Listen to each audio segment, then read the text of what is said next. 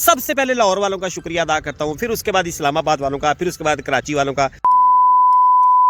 अस्सलाम वालेकुम मेरी यूट्यूब फैमिली, उम्मीद है जहाँ पे भी होंगे मेरे भाई बिल्कुल खैर खैरियत से होंगे। जरा वेदर का नज़ारा ले बैक साइड पे, इंशाल्लाह फिर टॉपिक पे चलते हैं। सबसे पहले लाहौर वालों का शुक्रिया अदा करता हूँ, फिर उसके बाद इस्लामाबाद वालों का, फिर उसके बाद कराची वालों का। ये 3 मेन सिटीज़ है जहाँ पे मेरी वीडियोज़ को बहुत ज़्यादा देखा जा रहा है, बहुत ज़्यादा प्यार मिल रहा है, बहुत ज़्यादा कमेंट लोग करते हैं। बीच में आके कोई नेगेटिव कमेंट भी करते हैं, लेकिन कोई मसला नहीं है। 100 लोग अच्छे लोग 100 कमेंट करते हैं, पॉजिटिव कमेंट करते हैं, वहाँ पे 1 आध 2 4 नेगेटिव भी चल जाते हैं, कोई ऐसा इशू नहीं है। लेकिन बात यह है कि चीज़ों को समझना चाहिए। फिर उसके बाद जनाब अली बहुत सारे लोग सवाल करते हैं, जी आप ग्लासेस लगा के क्यों व्लॉग करते हैं, क्यों इस तरह बोलते हैं। ये बात ये है कि भाई ये ग्लासेस में शौक से नहीं लगाता, ये मैं लगाता हूँ मजबूरी से। मेरा मसला ये है कि मैं जब ये स्क्रीन की तरफ देखता हूँ तो मेरी आंखें चुंधिया जाती हैं। आंखें चुंधिया जाती हैं तो फिर मेरे फेस के पूरे इंप्रेशन चेंज हो जाते हैं, मेरे से बोला ही नहीं जाता, और मुझे ज़रा थोड़ी सी आई साइट का थोड़ा सा इशू है। अच्छा जी, उसके बाद जो है वो मैं ना अब मिसलिनियस टॉपिक्स हैं 2-3, उसके ऊपर मैं बात करके जल्दी वीडियो को ख़त्म करूँगा। अब होता कि हमारे पाकिस्तान के अंदर पिछले 1.5-2 महीने से ना अन्नी मची हुई है कि मतलब कोई समझ नहीं आ रही, रोज़ाना कोई ना कोई ऐसा वाक़या है जो इस तरह करके ना ऊपर से वो सार उठा के सामने आता है, फिर वो वायरल हो जाता है, फिर वो गूगल ट्रेंड के ऊपर राज करता है। इस तरह की चीज़ें चल रही हैं। अब जो पहले वाक़या हुआ वो पंजाब कॉलेज वाला वाक़या हुआ, उसके ऊपर हमने आवाज़ उठाई, उसके ऊपर मैंने बात की। फिर उसके बाद आ जाता है मैटर मनाहिल मलिक की पिक्चर्स वायरल होने का, वीडियोज़ लीक होने का। फिर उसके साथ जो है वो मैटर गर्म होता है, तो उसके साथ ही जो SK 777 है उसका करैक्टर भी खुल जाता है, उसकी भी बहुत सारी FIRs निकल आती हैं जो मनाहिल मलिक के साथ जिसका कंट्रोवर्सी चल रही है या मामलात चल रहे हैं। फिर उसके साथ ही नरगस तशद्दुद केस सामने आ जाता है। फिर फिरदौस जमाल साहब का भी मैटर अभी काफ़ी सारा गर्म हुआ है कि जो उनकी फैमिली के अंदर इख्तलाफात या कंट्रोवर्सी चल रही हैं या प्रॉब्लम्स चल रहे हैं। फिर उसके साथ जो एक मैटर ये चल रहा है जिसके ऊपर डॉक्टर अफान साहब ने भी अपनी आवाज़ उठाई थी, और मलकू वैक्सीन नाम से कोई बंदा है, उसने भी काफ़ी सारी उनकी चित्रोल की है। तो वो फातिमा पाकिस्तानी का भी वो भी मैटर चल रहा है। अब बहुत सारे लोग जो है वो अगर फातिमा को सपोर्ट करने वाले लोग हैं तो भाई मैं उनसे ये रिक्वेस्ट करता हूँ कि देखो, अगर डॉक्टर अफान साहब ने उसके ऊपर बात की तो उन्होंने क्या बात की, उस बात को कोई नहीं समझता। सब लोग यही सोचते हैं कि वो मेहनत कर रही है। भाई मेहनत क्या कर रही है, मुझे ये बात बता दे, क्या मेहनत वो कर रही है। वो लाइव पे आती है, लाइव पे आके वो अपने हालात का ड्रामा करती है, वो अपना हालात का रोना रोती है। फिर उसके बाद जो है वो लोग उसको शेयर मारते हैं, उसको पैसे मिलते हैं। वो पहले उन्होंने कोई जंगल में मकान लिया हुआ था, कोई मतलब गांव में मकान उन्होंने किराए पे लिया हुआ था, उसके उन्होंने लेप लपाड़ा करके उसका जो है वो मतलब एक छोटा सा हट बनाया हुआ था। फिर कभी उनकी सोलर प्लेटें चोरी हो जाती है, कभी उनका मोटरसाइकिल चोरी हो जाता है, कभी यानी कि दुनिया जहान के मसले पाकिस्तान का पूरा जवाल एक फातिमा फैमिली के साथ लग के हुआ कि इनके ही हालात ख़राब है, बाकी पूरी दुनिया में किसी के हालात ख़राब नहीं है, बस उनको शेयर चाहिए।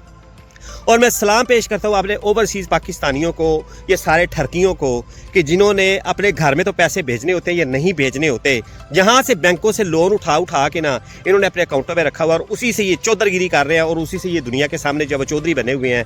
मैं सब पाकिस्तानी की बात नहीं कर रहा, बहुत से पाकिस्तानी अच्छे, मैं उन ठरकियों की बात कर रहा हूँ क्योंकि उनको सबसे ज़्यादा आग लगेगी और वो सबसे ज़्यादा नीचे आके नेगेटिव कमेंट करेंगे। भाई हम तकरीबन 20 साल से ओवरसीज़ में है, 20 साल में हमने 1 रुपया भी जो है वो किसी ऐसे जो है वो डिजिटल तवाइफ गिरी वाले बंदे को नहीं दिया। अल्हम्दुलिल्लाह रब्बिल आलमीन अपने करैक्टर की पूरी हिफाजत की है, सारा कुछ किया है, और कभी भी कोशिश ये की है कि जो पैसे अगर हैं तो वो सबसे पहले अपने घर में भेजो, अपने रिलेटिव्स को भेजो अगर उनको ज़रूरत है, या किसी दोस्त की मदद कर दो। हमने ये नहीं किया कि एक बंदा पाकिस्तान के अंदर रह के हमारी आंखों में धूल झोंक रहा है और हम जो है वो उसको शेयर पे शेयर मारे जा रहे हैं, उसको फूल भेज रहे हैं, उसको पैसे दे रहे हैं, उसको सारा कुछ कर रहे हैं। घर में हम जो है वो मतलब माँ हमसे पैसे मांगती है तो हम उसको साफ जो है सैलरी नहीं मिली, बहन कोई फरमाइश कर देती है सैलरी नहीं मिली, भाई को फरमाइश कर देता है सैलरी नहीं मिली, और यहाँ पे $400 का जो है वो हम शेयर मार के तो रात को बड़े इत्मीनान से सोते हैं कि फातिमा के घर में मेरी तस्वीर लगेगी। अब मैं बाजी आयशा से भी ज़रा थोड़ी सी बात करना चाहूँगा। बाजी आयशा, अगर आपका वो मकान खाली हो गया है जो आपने लेप लपाड़ा करके वो आवाम को ठगना शुरू किया हुआ था, अगर वो खाली होगा तो वो मुझे किराए पे दे दे, उसका जो भी होगा 15-20 हज़ार, चले 30 हज़ार उसका मैं रेंट दे दूंगा, क्योंकि फिर उसके बाद थोड़ा सा मुझे उसको रेनोवेट भी करना पड़ेगा, खड्डे शड्डे मारने पड़ेंगे। जो आपने लेप लपाड़ा किया था उसका थोड़ा हट की शक्ल चेंज करनी पड़ेगी मुझे, ताकि वो थोड़ा सा डिफरेंट नज़र आए। वो मकान का तो सबको पता चल चुका है, तो मैं ये करूँगा कि वहाँ पे थोड़ी सी उसकी रेनोवेशन कर लूँगा, कोई खड्डे शड्डे मार लूँगा, कोई ईंटें शींटें उखाड़ लूँगा, क्योंकि उस घर के लिए रेनोवेशन इस काम के लिए ये होती है कि उसको मज़ीद जो है वो उजाड़ शो किया जाए। रोना मुझे वैसे काफ़ी सारा आता है, मैं रो भी लेता हूँ, अच्छी एक्टिंग मैं कर लेता हूँ, और मैं भी मतलब भूखा भी सो सकता हूँ, और बहुत अच्छी वीडियोज़ भी मैं बना लेता हूँ, वो सारा कुछ मैं कर लूँगा। लेकिन आप मकान की चाबी मुझे ले दें, तो आपको भी अगर कोई 10-20 हज़ार बीच में चाहिए एज ए कमीशन तो वो आपको मैं दूंगा। अगर आपका अपना मकान है तो फिर तो मसला ही हल हो गया बाजी, इसकी चाबी मुझे दे दो, आपकी मेहरबानी है कि शायद मेरे भी हालात बदल जाए। मैं बड़ा मुश्किल कसम पुरसी की ज़िंदगी गुजार रहा हूँ। तो मैंने सुना है कि जो भी उस मकान से ब्लॉगिंग स्टार्ट करता है या लाइव आना स्टार्ट करता है उसके हालात बदल जाते हैं। तो आप मेहरबानी करके मेरे ऊपर ये नेकी करो, मुझे उसकी चाबी ले दो। मैं अब उसका क्या है कि एक तो मैं उसको रेनोवेट कर लूँगा, खड्डे शड्डे मार लूँगा। दूसरा ये है कि आपका जो सहन था उसके ऊपर तो फर्श फुरश था, 4 पौधे आपने लगाए, मैं उत्थे सटांगे ट्राली मिट्टी दी, तो वो मैं सट के ज़रा थोड़ा सा उसको वहाँ पे घास फूस लगाऊंगा। एक नाग लेके आऊँगा, कोबरा सांप जिसके दांत शात निकाले होंगे, उसको भी रस्सी रुस्सी डाल के मैं उधर छोड़ दूंगा, ताकि पूरा जंगल का माहौल मैंने पेश करना है कि भी मतलब मेरे जो पाकिस्तानी ओवरसीज़ हैं वो मेरी किस तरीके के साथ मेरी हेल्प करते हैं, किस तरीके के साथ फिर वो मुझे शेयर शुरू पड़ेंगे। फिर उनकी तस्वीरें मैं अपने घर में लगाऊंगा वहाँ पे, और फिर वहाँ से जो है वो मेरे भी हालात बदल जाएंगे। फिर मैं भी एक हवल ले लूँगा और फिर एक मकान भी ले लूँगा, और वो शेर जो है वो बच्चे पे बच्चे देंगे। तो मैं अब यही कहूँगा कि शर्म आनी चाहिए आपको। इंतहाई शर्मिंदगी की बात है कि एक बंदा हमारी आंखों के सामने बैठ के हमें धूल झोंक रहा है हमारी आंखों के अंदर, और हम पाकिस्तानी ओवरसीज़ जो हैं वो अपने घर में पैसे भेजने की बजाय हम इन लोगों को पैसे दे रहे हैं जो हमारी आंखों के सामने बैठ के हमारे साथ फ्रॉड कर रहे हैं और हमारे साथ चक्कर चला रहे हैं, और फिर अचानक से उनके हालात चेंज हो जाते हैं। कम अज़ कम 2 से 2.5 करोड़ का इनका मकान है, जिस मकान में ये रहते हैं 2.5 करोड़ का मकान है कम अज़ कम, और 2.5 करोड़ मेरा ख्याल है शेयरों में कवर नहीं हुआ होगा।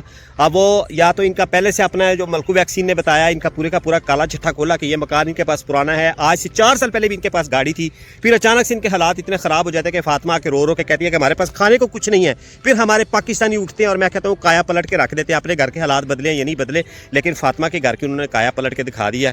यार शर्म हया करो कुछ। तो प्रदेश में आते हो तो कुछ मेहरबानी करके हाथ होला रखो, अपने घर वालों का थोड़ा सा ख्याल करो, अपनी बहनों का थोड़ा ख्याल करो जिनकी शादियाँ होने वाली हैं, छोटे भाइयों का ख्याल करो जो घर में बैठे हुए हैं पढ़ाई के इंतज़ार में कि हमारा भाई पैसे भेजेगा, मैं पढ़ूंगा, मैं अच्छा इंसान बनूंगा, उसकी तरफ तवज्जो दो, बजाय इसके कि आप इन डिजिटल कोठों के ऊपर जाके आप पैसे अपने लगाते हो। यकीन आप करें, मुझे अफसोस होता है, मुझे अफसोस ये होता है कि यार हमने भी सारी ज़िंदगी ओवरसीज़ में गुजार दी, लेकिन हमने कम अज़ कम ऐसा कोई काम नहीं किया। मैं टिकटॉक पे लाइव आता था तो मुझे गिफ्टिंग वगैरह भी होती थी, सारा कुछ होता था, लेकिन मुझे वो तरीका पसंद नहीं आया। तो फिर मैं 1 साल हो गया मैं टिकटॉक के ऊपर कभी लाइव नहीं आया, वीडियो डाल देता हूँ कभी कभी। तो अब सूरत हाल ये है कि ये इंसान की अपनी चॉइस होती है। अब पाकिस्तान के अंदर जब भी आप टिकटॉक लाइव ओपन करें तो बहुत सारी ऐसी लड़कियाँ सुबह वो उठती हैं, पूरा मेकअप करती हैं, तैयार होती हैं, सामने बैठती हैं, और उन्होंने आम किसी बंदे को जो है वो सलाम का जवाब नहीं देना।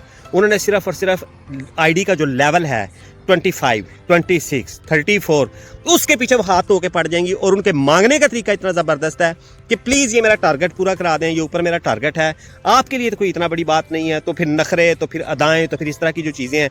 परसों मैंने एक लड़की को लाइव बैठे हुए देखा, वो कोई कश्मीर की लड़की है, उसका फिर मांगने का मैं तरीका भी देखा, लेकिन उसको लकीली उस वक्त मिला कुछ नहीं है। वो बंदा कहता है उसका लेवल 34 था, तो उसने फिर जो है वो ये कहा कि मैं बहुत बिजी हूँ, उसके पीछे पड़ी रही, उसको जानबूझ के उसको लुभा रही थी कि आपका लेवल देख के तो नज़र आ रहा है कि आपके लिए ये तो कोई बड़ी प्रॉब्लम नहीं होगी, मेरा ये टारगेट पूरा करा देंगे तो ये हो जाएगा, तो वो हो जाएगा। तो मैं इन सबको ये मशवरा देता हूँ कि भाई खुदा का वास्ता है, हमने इन लोगों को ख़राब किया हुआ है, हमारी वजह से ये लोग जो है वो पटड़ियों से उतरे हुए हैं, वरना ये फातिमा जो है उसको एक शेर भी ना मिलता।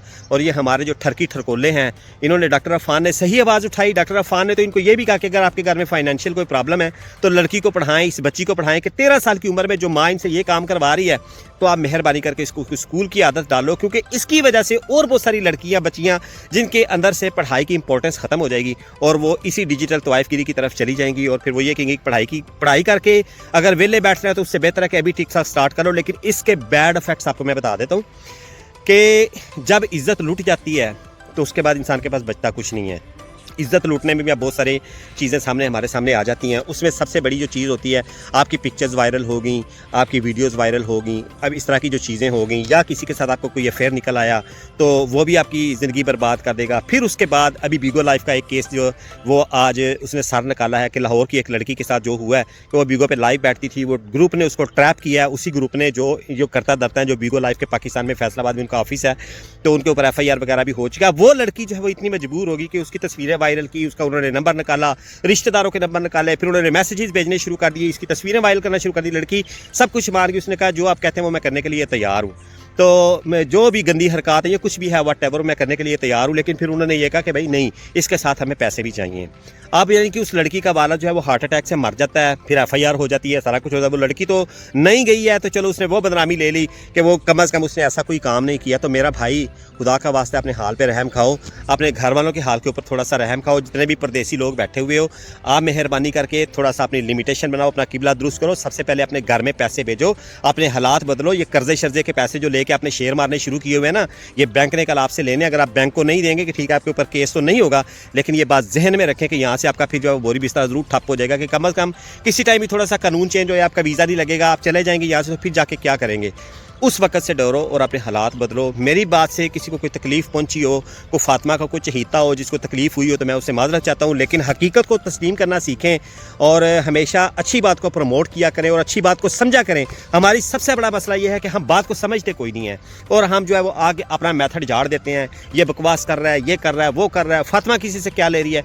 सबसे बड़ी बात यह है कि जब हमारी 13 या 14 साल की बच्ची जो है वो इस तरीके के साथ ठरकी ठरकोलों के सामने बैठ के सारी रात लाइव बैठ के 4 पैसे इकट्ठे करती है, तो उसका दर्द आप महसूस नहीं कर सकते कि जो गैरतमंद इंसान फील करता है। मुझे अब जो गैरतमंद होंगे वो अच्छा जवाब देंगे, अच्छा कमेंट करेंगे, वीडियो को लाइक किया करें, शेयर किया करें, कमेंट किया करें। बात कोई गलत की हो तो उसको सुलझे हुए तरीके के साथ आप करेक्शन करने की कोशिश किया करें, ना कि आप जो है वो अपना एक जो है वो इल्मियत बगाड़ते रहें और इस तरह की जो चीज़ें बताते रहें। किसी की करेक्शन भी करनी हो तो उसके लिए भी बिहेवियर का अच्छा होना बहुत ज़रूरी है। मुझे अपनी दुआ में याद रखें। टेक केयर, अल्लाह हाफिज़, अस्सलाम वालेकुम।